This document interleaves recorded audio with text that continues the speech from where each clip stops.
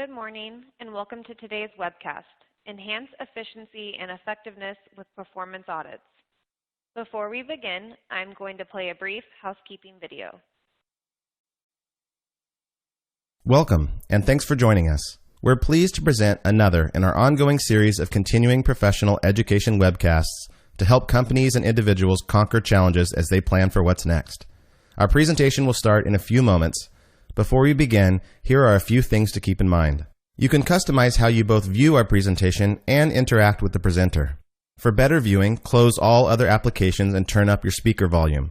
You can also adjust window size and placement or enter full screen mode using the controls at the top of the window or dragging the bottom right-hand corner to resize. At the bottom of your screen, you'll see a series of icons, each relating to a different aspect of our session. You can download the group attendance sheet and a PDF copy of today's slides from the slide deck and handouts widget to the right of the slide view. You can ask our presenter questions during the webcast by typing a question in the Q&A window below the slide view and clicking submit. We'll do our best to answer all questions during the presentation or follow up via email. If you experience technical difficulty during today's presentation, refresh your browser by hitting the F5 key. Today's session will offer you 1 CPE credit. To receive credit, you must meet the requirements as specified by the National Association of State Boards of Accountancy. You must attend at least 50 minutes of the session and respond to at least 75% of the polling questions, which we'll ask throughout today's presentation. To respond to a poll, click the button next to your answer. We'll track your progress and alert you when you've earned CPE credit. You can then click the certificate icon in the CPE Progress widget to open a PDF file that you can save to your computer. Don't worry if you can't download your PDF certificate today. We'll email a copy to you in 2 weeks. If you're attending this webcast in a group, you must complete our attendance sheet to receive CPE credit. The attendance sheet is available in the slide deck and handouts widget. Please have all group members sign it and send only 1 sheet per group. Also note that CPE credit can be awarded only to participants registered as themselves and isn't available to participants who view the on-demand version. As a reminder, the presentation you're about to see isn't legal, investment, or accounting advice. We encourage you to seek the counsel of a professional service provider to apply this content to your specific circumstances. I'm pleased to introduce today's presenters from Moss Adams. Mark Steranka, Partner and National Practice Leader for our Performance Audit Practice. Colleen Rozillis, Senior Manager with our Business Consulting Services Group. With that, I'll turn it over to Colleen to get us started. All right, thanks, Kendall. So I'll just go through our learning objectives and agenda this morning. So today we're going to talk about performance audits, but we're going to talk about them in the context of kind of larger organizational effectiveness. So performance audits are one way that we can enhance performance in our organization. We'll talk about them really as part of a holistic approach to organizational effectiveness. So our agenda today, we'll talk about the inputs to organizational effectiveness. We'll think about a way to approach organizational effectiveness using data and performance metrics. We'll talk about how to execute these successfully, identify areas where we have found across lots of our clients common improvement opportunities. And then we'll talk about how to adopt a performance mindset from the beginning, and we'll have some time for questions. And with that, Kendall, I think we have our first poll question. Great. So for our first polling question, we have, do you have an internal audit program? A, yes. B, no. C, I don't know. We'll give you a few moments here to respond. To participate, please click the button next to the answer you choose and hit submit.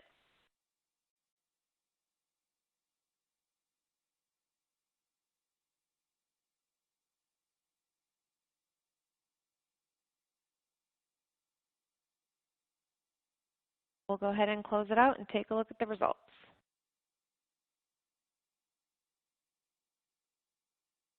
Back to you, Colleen. All right, and actually I think I'm going to hand this over to Mark. Okay, great. Well, good morning, everyone. And maybe I'll make a comment about these results here first, then we'll sort of get into the meat of the presentation. So as we can all see, good percentage have internal audit programs, and actually I think that's reflected in the participants on the webinar. So we have nearly 700 registrants for the webinar today. So thanks so much for joining us.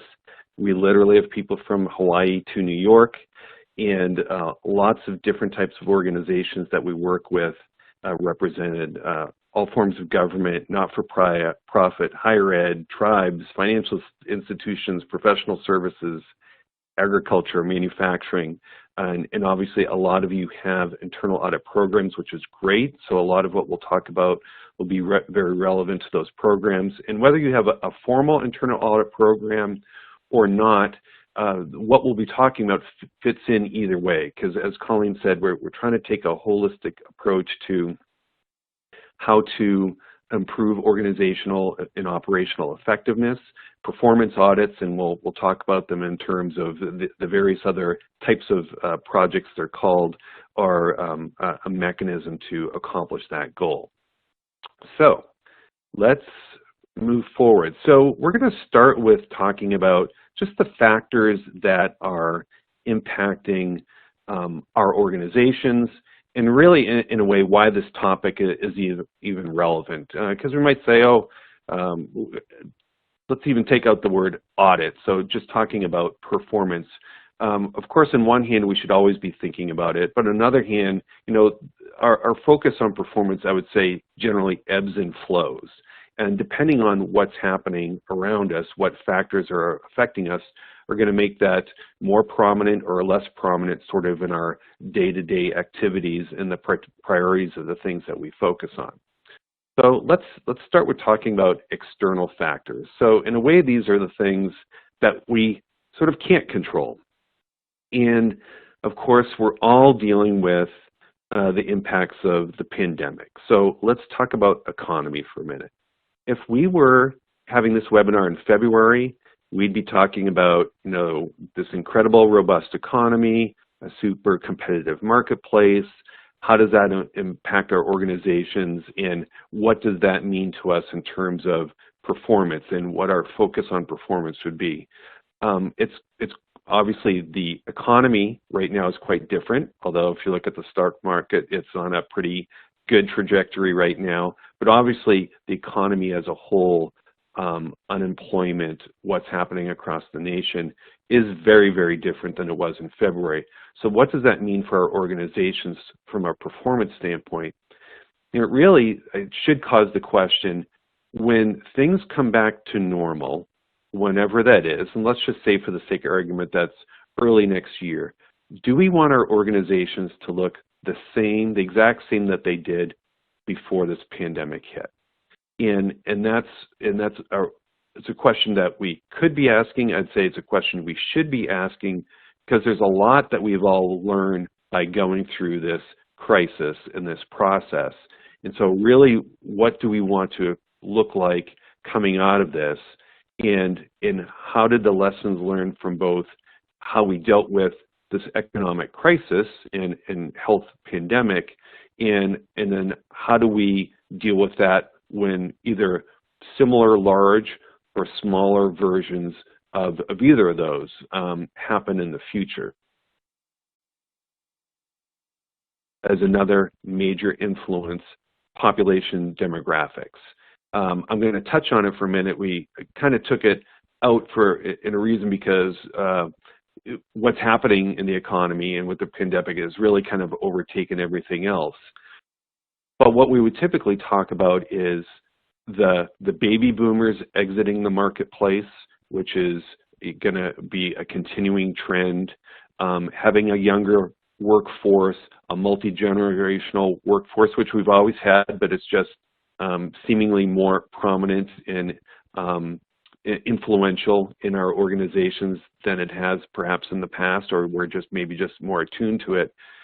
And so, but those demographic trends and influences aren't going to change.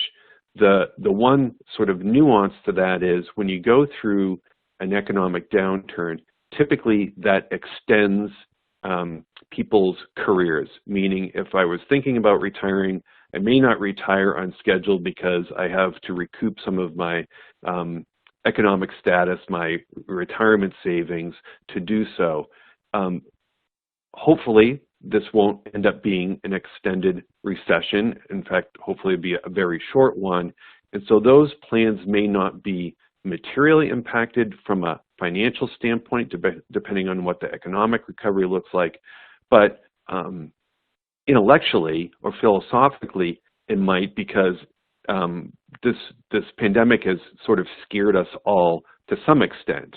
And so that might change some of those plans in terms of when to retire, which in fact then can impact your organizations and what you're planning for in terms of resourcing, in succession, in passing the baton in terms of knowledge and protecting institutional knowledge and all those things. So that kind of remains to be seen, how much impact this whole situation will have. I think it'll be less than more, but it'll probably have some impact. And then the two things that you're always kind of focused on, given the purposes, the missions that your organizations also all exist to achieve, so your community needs. You're always staying in touch in one way or another relative to the needs of the communities you serve, which vary across the organizations participating. But how you're serving them has really been sort of given a shot in terms of, okay, obviously we've all had to figure out, how do we do this remotely? How do we serve our constituents, our communities remotely, virtually, using technology? We've had to rethink, drastically how we do that. And so, again, moving forward, what does that look like? How much of that do we try to retain and leverage for something that's beneficial moving forward?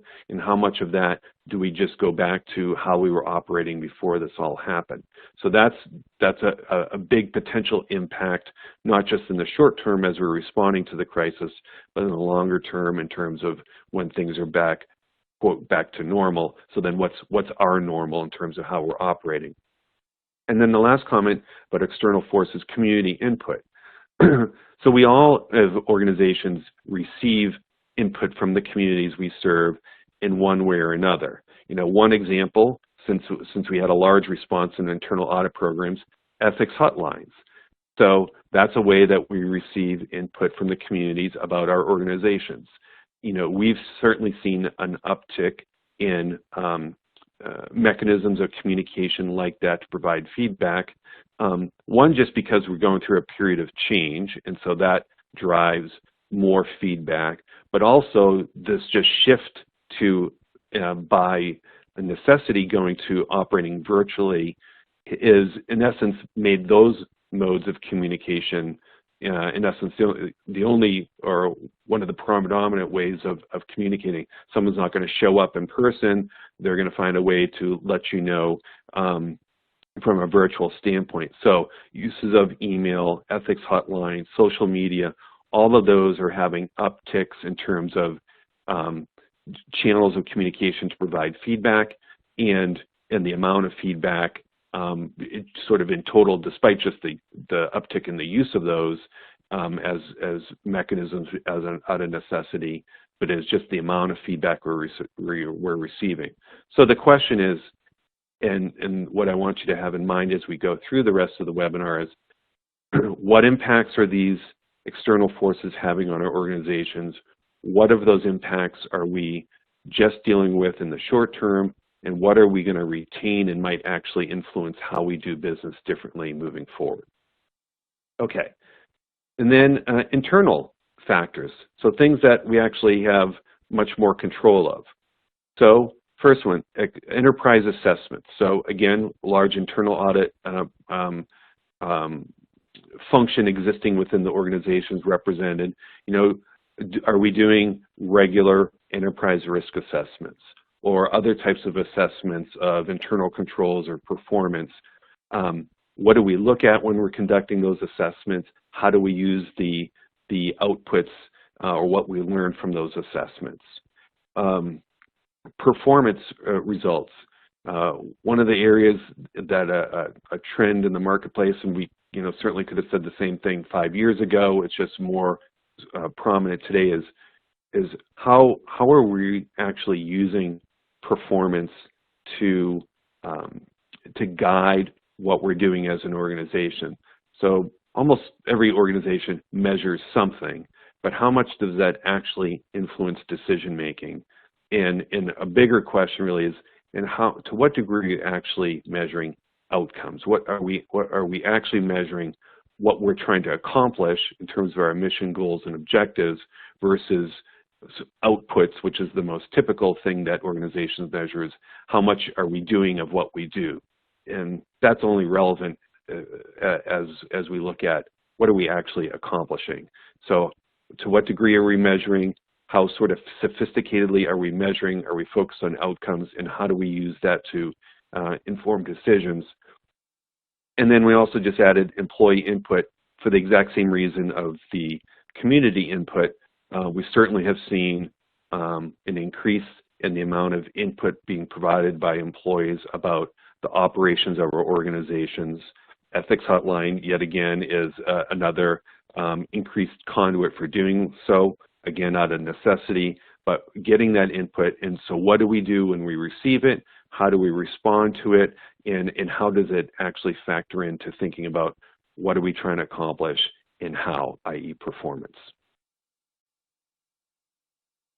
So, Kendall, second polling question, back to you. Perfect. So for our second polling question, we have, does your organization conduct performance audits or efficiency studies?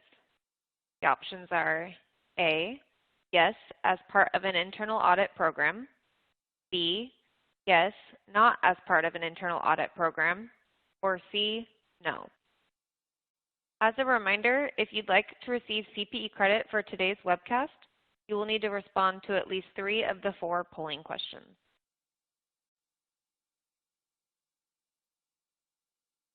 All right, we will go ahead and close out the polling question and take a look at the results.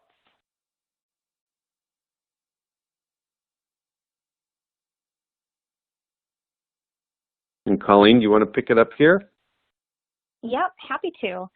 So we're about evenly split here in terms of we're doing this as part of an internal audit program, we're not doing it as part of an internal audit program, or we don't do it.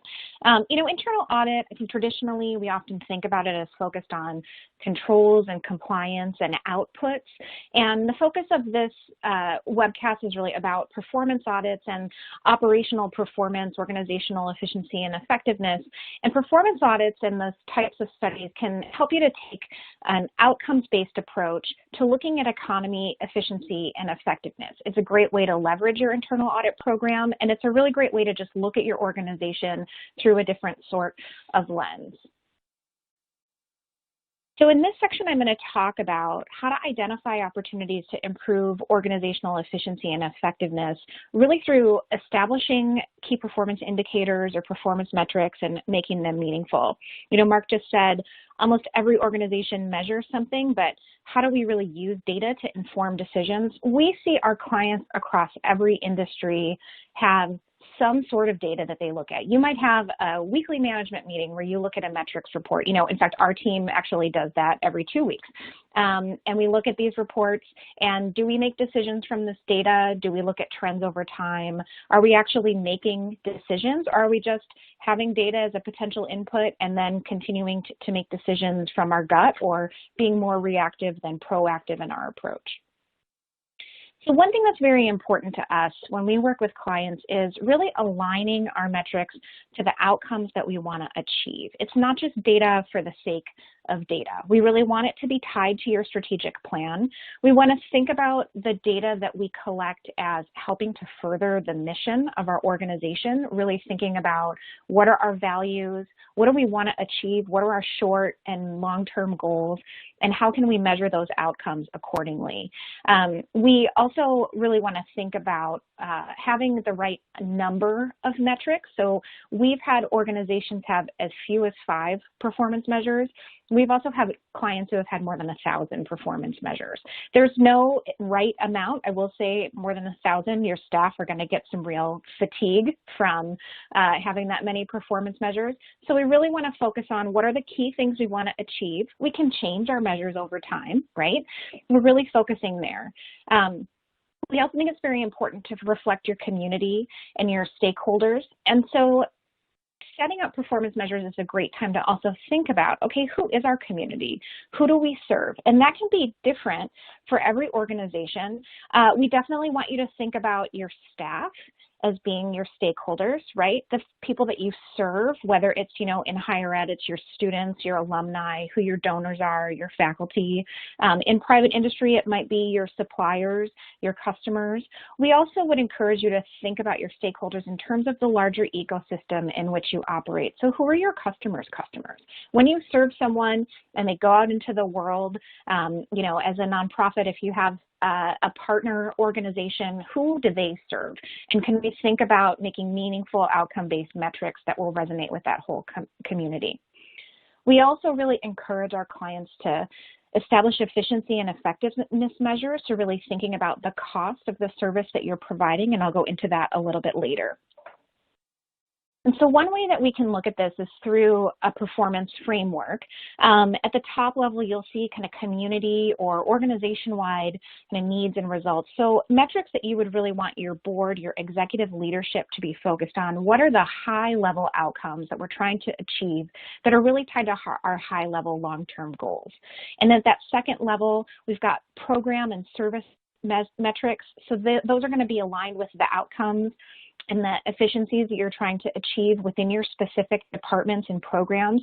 And it's really your department and program leads that are going to be responsible and accountable for those metrics. And then at the bottom, we see individuals. So we've got individual sole contributors. We've got activities that should be aligned with your programs and services that help us to do our work. In the best organizations, we see strategic plans and performance goals really aligned with individual goals. They show up in performance reviews, establishing meaningful metrics at each level, tracking them over time, and looking at what you want your target to be and seeing where there might be anomalies. So it's going to enable you to identify areas that may benefit from a performance audit or an efficiency study, but it also enables you to identify and reward high performance. And that's something that we probably don't spend enough time when we think about data doing. So we've got some sample metrics here. These are examples from local government, and one of the reasons that we like to provide these examples is actually they're very easily benchmarked. Lots and lots of organizations have these types of measures. You can tell a very compelling case with benchmarking, but you can also collect the data for a certain result that you want to achieve, right? So the story that we would recommend that you tell is to tell your performance over time. We recommend that you track over time what your performance is. In fact, when we establish performance metrics, we always want to go back 3 to 5 years and collect that data and actually say, is this meaningful? What's the trajectory that we're on? Is it the direction that we want to be going? If the data that we collect isn't meaningful, then we're going to go back to the drawing board and figure out another way to measure that outcome that is much more meaningful and allows us to communicate and be accountable to our stakeholders. And down below, you see these efficiency and effectiveness measures. So we often see with internal services like finance and HR, they'll say, oh, we can't really establish performance measures. We're not serving the community. We're not a direct service. You absolutely can. And our recommendation is to just establish for all of your internal and support services, what's your cost per FTE? What's your cost per the population that you've served? And you can also apply that to your direct services. So what's the cost per the number of customers you have? What's the cost per your student population or the population of your community, the population that you serve in total? You can track that information over time and look at really the efficiency and effectiveness of the services that you have. And with that, I'm going to hand it back to Mark. Thanks, Colleen. Okay, so it's easy to talk about doing all this stuff. It's easier said than done. So how do we do this in a way, not just on a one-time basis, but on an ongoing basis in a way that's helpful to our organizations, it's embraced by our organizations, it's not resisted by our organizations, because if this isn't something that we're able to do fairly painlessly in our organizations without causing a lot of disruption, a lot of resistance, then we're not going to get the benefits of trying to do this type of work. So how do we do this in a way that's actually successful and goes beyond just talking about it or generating a report that sits on a shelf. So sort of philosophy. So again, for those who are in an internal or performance audit function, and the rest of us will intuitively get it, if you're trying to work on performance within your organization, and let's just call it conducting a performance audit, if you're viewed as the people who are trying to, the internal police that we're kind of trying to get you, we're trying to find out what you're not doing right, what you're not doing well, then obviously you're going to be met with resistance. And you're not going to be able to generate as much benefit if you're not able to extract the maximum amount of insights from the folks that you're working with to try to identify ways to improve performance. So how do we, kind of like the help me help you, so how do we make that process work? So the first is, we say robust planning, but what it really means is engaging the key people, executive sponsors, if that function exists within your performance audit framework for doing work, key stakeholders. What are we really trying to accomplish? Objectives. Who are the key people to involve in the process? How is the process going to actually unfold? Communicate proactively about it. Don't surprise them. Hey, you're getting a call for an interview with someone on this project that they don't know about. Give them forewarning, ease the anxiety about it. Talk about, again, what the process will look like and what the end product is going to look like. Don't make the undertaking a mystery. Take that part out of it, and that will help get it started better, plus with common objectives, common expectations of what you're trying to accomplish. Effectively engaging stakeholders, so a couple comments here. So one, in that first part of planning, identifying who are likely going to be the detractors. You know, involve some of those, the sort of your friends and foes. Don't just make it the people who are supportive of this. Engage people who may not be supportive or won't be supportive, because getting them involved earlier, and we've all kind of heard this before, really will pay dividends later. It may feel more painful, but it's better pay me now than a little bit than pay me later a lot, where they're actively working potentially against the results. And then in terms of the people that you actually do engage in the process, you really got to make it the kind of, again, help me help you. The conversations have to be confidential. There has to be trust. There has to be, okay, if if you could wave a magic wand, what would you change? What would make what you do simpler, easier, faster, more enjoyable, and really make this their opportunity to provide their input on what you're trying to accomplish. And the more that, and I know this is stating the obvious, but lots of these undertakings aren't done effectively in that way, where really you're trying to gain as much potential input from the stakeholders you're working with as possible, because they know what they're working on better than you or we ever will. We may bring lots of, collectively experiences from elsewhere, but we can't replace their knowledge of what they do. So we have to extract that and get them to share what works well and what could work better and why and how. Leveraging best practices. So this is kind of can be a tricky one. And no offense to elected officials, board members, councils, etc., but they typically love benchmarking. What are our peers doing? What are our competitors doing? And if they're doing it, then maybe we should be doing it. And while that information is informative, you always have to be able to understand, well, why are they able to accomplish what they are? What are they doing that might be different than what you're doing? Just different results in the face of it don't do you any good. You have to know what's generating or creating those different results. And just as importantly, how someone else does something doesn't mean that it's better than how you do it, or it's a better way of doing it for you, because every organization is different. So what you're really trying to do in terms of leveraging best practices is just gaining ideas of how someone else does something that is successful, and that may or may not be a fit for your organization, whether it's culture, whether it's appetite for investment, spending dollars on it, how you utilize people, how you utilize technology. You want to try to stretch yourself, but you don't want to be force-fitting things. Working collaboratively, again, you want to make this process something where, you know, if you thinking of the terms auditor and auditee, that's a collective, that's a team. That it's not an auditor and an auditee. It's someone trying to gather information and from someone who you want to provide information.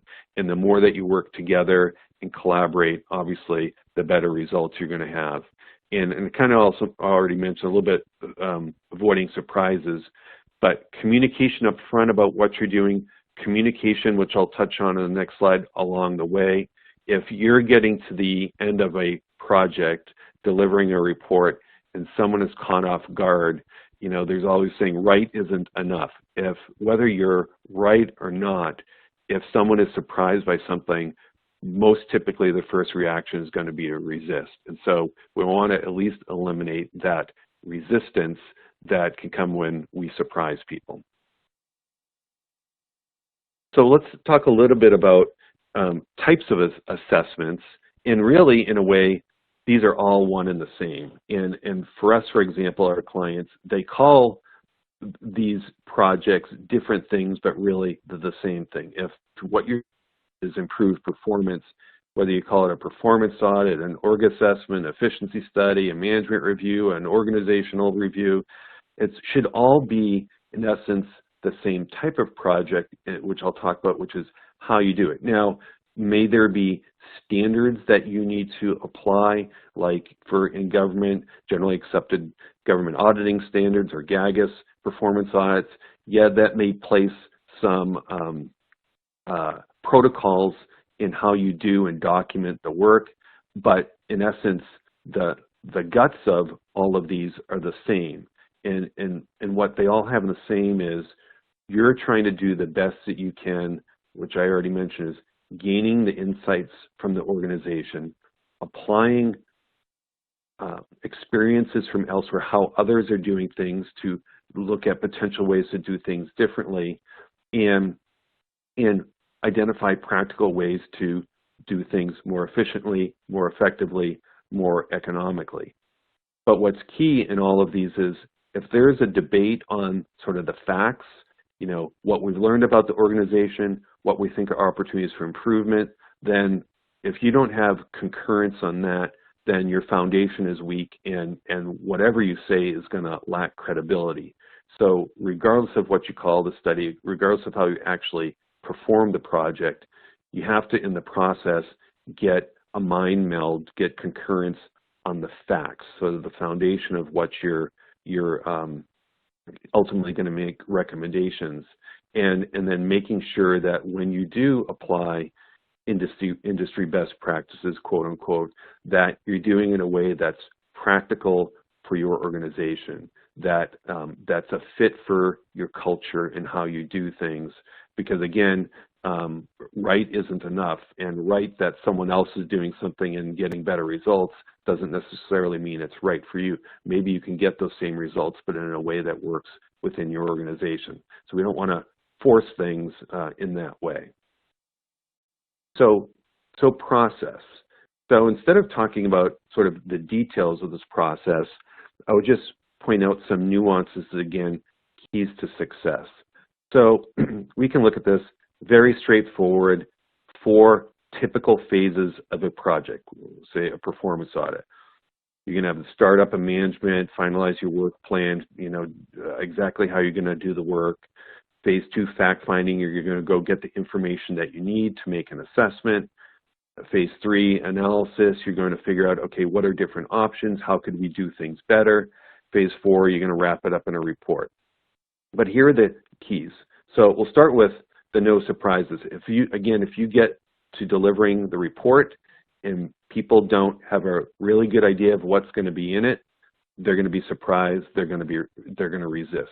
So how do you mitigate that, and how do you make sure that not only you're not surprising them, but you're developing information that they're actually going to support and get behind. So 3 key points, one about each of the phases. So again, in phase 1 is making sure that with the key stakeholders, not just like the point person, but key stakeholders, what are their expectations? It's kind of the question is, when we're done, what do we need to make sure have addressed, and what do we need to make sure that we, haven't forgotten? That, don't finish and not have addressed this issue. So identify their expectations, and then 2, hot buttons. What are the issues that are just really under people's skin, causing problems?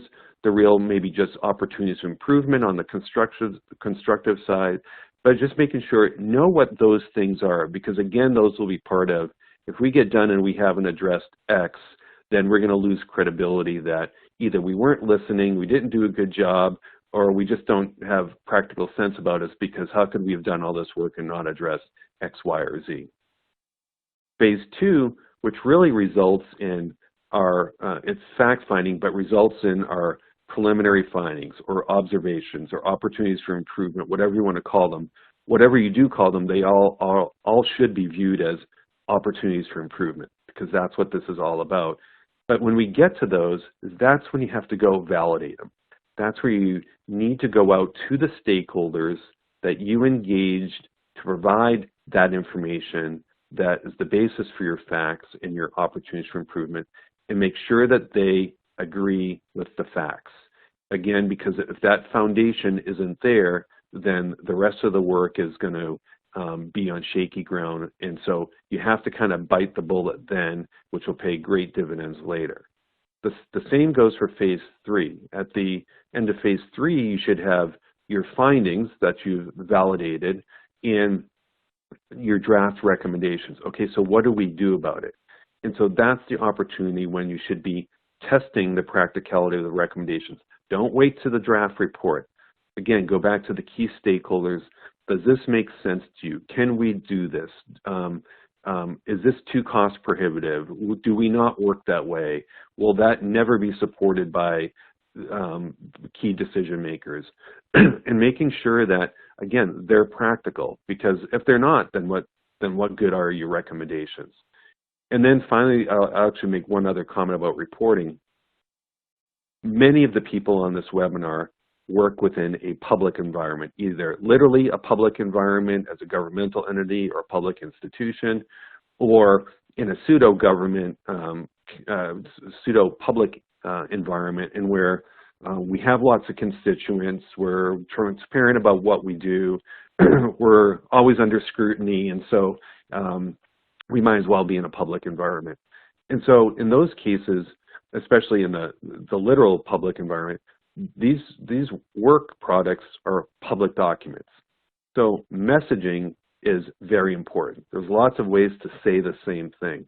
We want to say things in a constructive way that doesn't make people look bad, that makes them want to do the things that we're recommending, makes them want to get on board and say, yeah, I'm behind and support what's being said here. So how you say what you say is just as important as what you say. And then finally, so what makes for sort of effective analysis? So we're going through this whole process, and how do we really deliver, ultimately, recommendations that are beneficial to the organizations? And I think it's helpful to really just kind of have 3 general concepts in mind. How can we do things with lower cost? How can we do things faster, simpler? How can we do more? So do more of something. So that's kind of the economy, the efficiency, and the effectiveness. They're not mutually exclusive. None of them necessarily mean reducing headcount, because that's usually one of the fears of doing a project like this. But they all should be about, in essence, actually, ultimately the goal is how can we do more and more effectively with the resources we have. And so if we can do a part of something we do more economically, then that can help do more somewhere else, or more of that. If we can do things faster more simply, more likely we're going to be able to do more of those in terms of frequency. If we can do things more effectively, then hopefully we're having more of an impact and having more effect on outcomes. So again, we talked about enterprise assessments as a conduit, or one of the key inputs to how do we identify opportunities. So it's key to be able to think of those. So think of an enterprise risk assessment, which is going to be a common activity across the organizations that are participating, especially when you have internal audit functions, is how can we use those risk assessments not just to identify risks, but also to identify opportunities for improvement. It's in a way, it's kind of a wasted effort if you don't. You're going to be talking to key people. Don't just talk about risks. Also explore, okay, what could we do more efficiently, more effectively, more economically? And those are just as easy to identify. And so use that mechanism to gain input to fuel this type of activity, performance audit, as well as activities that are going to be focused on reducing risks. Okay, and Kendall, I think we're to our third polling question, so back to you. Great, thank you, Mark. For our third polling question, we have you conducted an enterprise risk assessment within the past 3 years? The options are A, yes, B, no, C, I don't know. For those of you that would like a copy of today's slide deck, you can download them from the folder that says Slide Deck and Handouts to the right of the slide view. We will also be sending the slides via email after the webcast. Give you a few more seconds here to respond.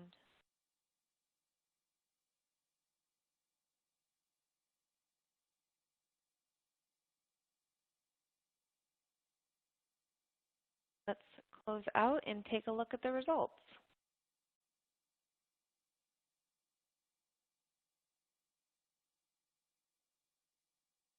Back to you, Mark. Okay, thank you. Here, I'm just gonna, oh, there we go. So I was kind of expecting to track right along with the internal audit functions. We see it's a little bit less, so 42% versus I think that was about 62% for having internal audit function. So maybe some opportunity there for conducting risk assessments more frequently. You know, some organizations do risk assessments annually, and they're typically sort of very shallow is the right one, or not the right, surface level, because if you're doing it every year, probably not putting, you know, a ton of effort into it. We typically like to see enterprise risk assessments conducted kind of every 3 years, and then the variable there is kind of what's going on in the organization. If things are relatively static, then, you know, 3, 4, you might even stretch to 5 years if you're doing a robust assessment each time you do it. If things are more dynamic, then you're going to tend to be, you know, maybe every 1 or 2 years, because things are changing and you want to keep getting an assessment of the impacts of those changes. Okay, so one of the things we also wanted to share with you is just what do we see in the marketplace. So we work with all the organizations that are types of organizations represented in the webinar. Is what do we see? What are the sort of the common opportunities for improvement? On one hand, I hope these are all things that you can relate to. And on the other hand, hopefully they're not all things that actually are pertinent to your organizations in terms of opportunities for improvement, meaning you've already tackled these and are on to other things. So first topic is risks. So what type of opportunities do we reduce risk that we typically see? So one I kind of already mentioned early on, succession. So again, this is population demographics driven. It's the baby boomers. And what do we mean about risk relative to succession? So it's really two things. One is, have we identified candidates and are we developing candidates and their competencies to create a pipeline of people to, at every level of the organization, to replace those that you know, are sort of ahead of them. And one of the challenges is organizations often think of succession as just the leadership, and often it's just the CEO or the president or the chancellor or whatever. And we really should be thinking of it at every level of the organization. Who is the next up, and ideally who are the next candidates, not just one person who would take the place of someone who left for whatever reason, right? Retirement, just changed jobs, something unfortunate happens, whatever, but are you prepared? And then the second part of that, which is actually sort of more risk-related, is institutional knowledge. And how are we protecting institutional knowledge? And there are other ways to do it other than through succession, but how are we making sure that not too much knowledge is walking out the door with that person who, let's say, has retired? And if it's all up in their head, then that's a problem. And we're going to lose more institutional knowledge than we want to. And so how are we mitigating that? Next up, asset management. It's amazing that how many capital programs, large purchases happen on an ongoing basis across the organizations that we work with. Construction, large capital projects have been, because of a good economy, a predominant activity across the organizations represented here. How well are we capturing those assets in terms of record keeping, value, depreciation, replacement? Those are very typically opportunities for improvement, i.e. we're not doing that super well. An easy example would be fleets. So how well are we forecasting when fleets need to be replaced? Are we actually depreciating and reserving for those replacements? You can use the same approach to technology, to obviously facilities.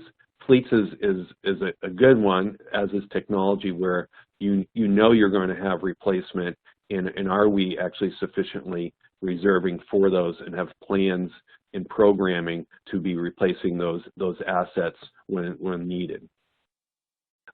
Deferred maintenance is sort of the flip side or similar to that, and typically has more to do with our facilities, but are we keeping them up? Do we know? Do we have current condition assessments? How well are we up on our maintenance? More often we see large deferred maintenance programs, plans, costs, and that means we're not keeping up, and so that's a risk to the organization. Technology would just add there's an amazing amount, an inordinate amount of ERP replacements going on in the marketplace, and a big part of that is economy driven. It's been a robust economy, so finances are better, so we're more willing to spend.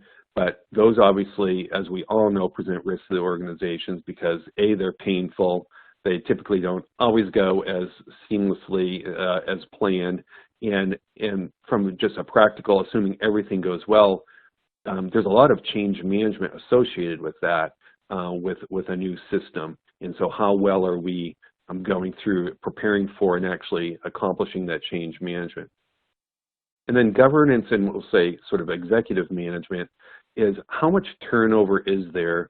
How much continuity is there in sort of representation? How much collaboration and like-mindedness is there in terms of making decisions, or when decisions are made, everyone getting behind them? So are those levels of the organization disruptive? Is there a lot of collaboration and stability and continuity, where there's typically a lot of change there, or a lot of different viewpoints? Not that you don't, of course, value different viewpoints, especially on a board, but do those viewpoints come together when decisions are made? So does that provide stability to the organization, or does that provide disruption to the organization? I'm going to be real quick here on controls. Just think of a couple things across your organization. What things are happening decentrally and what things are happening centrally? So things like cash handling, grants management, those are typically very decentralized activities, and therefore you typically get variety or lack of consistency in how those activities are performed. It might be due to lack of controls. It might be due to lack of consistent application of controls. There are various things, but you tend to have opportunities for improvement, more risks, more exposure to things happening on cash handling, cash going out the door, grants management not recouping all of the reimbursement that you might be due because you're not managing them necessarily as well as you could because they're decentralized and have inconsistencies in how they're administered. Purchasing, a big one, typically some either centralized or decentralized. There's usually at least some degree of decentralization. And again, is that happening consistently across the organization in terms of we're following our policies or procedures in terms of how to obtain the resources that we need? Two quick examples there: when we do construction audits and contract audits, we're almost always finding instances where over a period of time or population of contracts and projects where at some point we did not procure according to our policies and procedures, using the right method, the right documentation, etc. Technology, I already mentioned, but with the ERP system replacement, you're going to have changes to internal controls. And so how are we addressing the controls environment where we're making a big change in a system? And then finally, performance. We talked about outcomes. It's less common than common to see organizations truly focused on measuring outcomes. So that's, I'd say, a big opportunity for improvement. Policies and procedures. We have never worked with an organization where all their policies and procedures are up to date. That would include us, so that would make us hypocrites.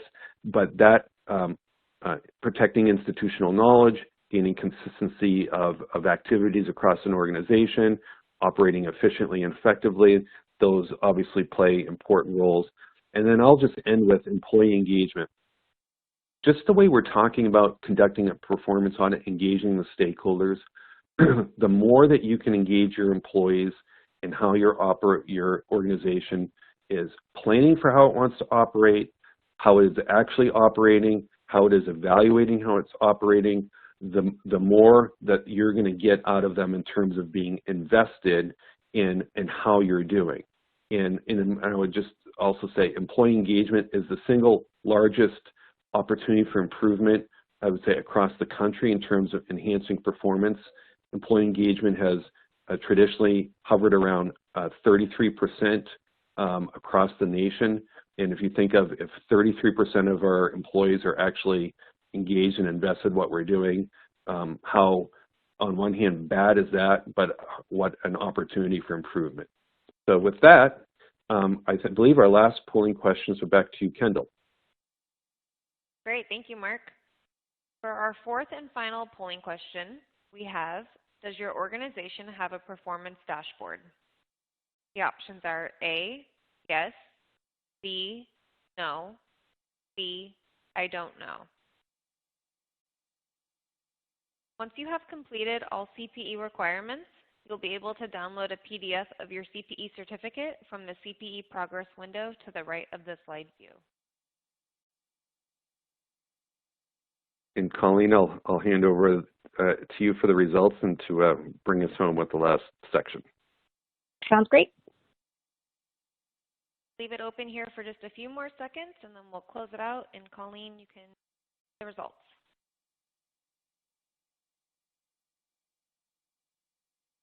All right. So this is probably about correct. I think, like we said at the beginning, a lot of organizations collect data. We would say the minority of our clients actually have a performance dashboard in place, and even fewer actually use that for decision making. So I'm just going to talk a little bit about, so throughout this presentation, we've talked about, okay, what are the outcomes that we want to achieve? What are the areas that we really need to focus on to improve performance in our organization? And I'll just talk a little bit about one way to operationalize that, which really is to move to outcomes-based budgeting and leveraging performance dashboards. When we develop a budget, we typically start from what we did last year. You know, that's because it's really easy, right? It's very easy to say, what did we do last year? Okay, what are our increased, employee costs, benefit costs, things like that, and then develop our budget from there. But that can keep us from achieving the organizational change that we want to achieve and even achieving our strategic goals. So when we think about outcome-based budgeting, a great way to look at it is to think about, okay, our starting point instead of last year's performance should be next year's goals. And think about establishing funding targets based on the priorities that we want to achieve. And then when we submit our budget, to really look at what do we want to achieve? This is our annual proposal to achieve our results. And then when we're actually debating how are we going to spread out our limited resources, we're talking about what to keep instead of what to cut. And then our budget can help to inform our performance dashboards. And so we can think about with the performance dashboard, what will we highlight each year? What will be key for decision making? And one thing that I just want to note here in terms of both your budget when we're thinking about outcome-based and your dashboard is to also think about approaching this with some flexibility. I think that every single one of us who put together a budget in January at some point in the last 3 months has sat back and said, wow, that budget, that plan means nothing today. A great example is so many of our clients received CARES Act and PPP funding. And what do we need to do to change our dashboard and to change our baseline so that the data that we're showing and making decisions on is meaningful? So I'm just showing a couple of sample dashboards, regardless of the type of organization that you have. This information comes from Nonprofit Quarterly, and they're a really great resource for sample dashboards. Dashboards can have varying levels of sophistication. They can be simple and homegrown in Excel, or you can use a sophisticated software package. The things that are most important to really have a successful dashboard are to think about how do they effectively communicate our strategic level results. We want to establish a target. We want to show our performance over time. We want to make sure that the information is actually meaningful and tied to outcomes, efficiency, and effectiveness. And we want the data to encourage dialogue. We don't want this to just be a report that we give to our leadership or to those charged with governance, and they look at the numbers and they, kind of glaze over, right? We want this to encourage dialogue and decision making. We also want it to be as user-friendly as possible and a manageable number of performance measures. So if we go back to that performance framework and we encourage you to establish measures at every level, the dashboard that you use does not have to have every single measure in it. It's the key measures that help you to communicate performance and accountability, and really thinking about what's reasonable to show to our leadership team and those charged with governance, because we will tell you if they're looking at hundreds of measures, or even I would say, more than 1 or 2 pages, their eyes are going to glaze over, they're not going to engage with the data. We also would really encourage you when you're putting a dashboard together to take the practice to highlight out of the ordinary results and explain the why. So this year, many organizations get a big bump because of CARES Act funding. And so we're going to have that in our data for several years over time, and we're going to want to explain the why. We're also going to want to see, are there other areas where we have out of the ordinary results, and really talk about that. And that's the core of using data for decision making. Why are things different? What are the inputs and outputs here? And how can we affect change accordingly? And so with that, I think I'm going to turn it back to Kendall. We've got about 2 minutes left. All right. Thank you, Colleen and Mark, for a great presentation today. We are right at the hour, but we did have a few questions that were submitted, so we will be doing our best to follow up with those, and our presenters will be reaching out directly. As a reminder, if you attended today's presentation in a group and would like to receive CPE credit, you must complete the group attendance sheet found in the slide deck and handouts window to the right of the slide view. If you participated as an individual and met all certification requirements, your certificate is available to download now in the CPE progress window to the right of the slide view. We'll keep the webcast console open for a few minutes to give you time to download your CPE certificate. The copy of your certificate will be emailed within 3 weeks should you have any difficulty downloading it now. Here is a link to an online survey where you can provide feedback for today's presentation.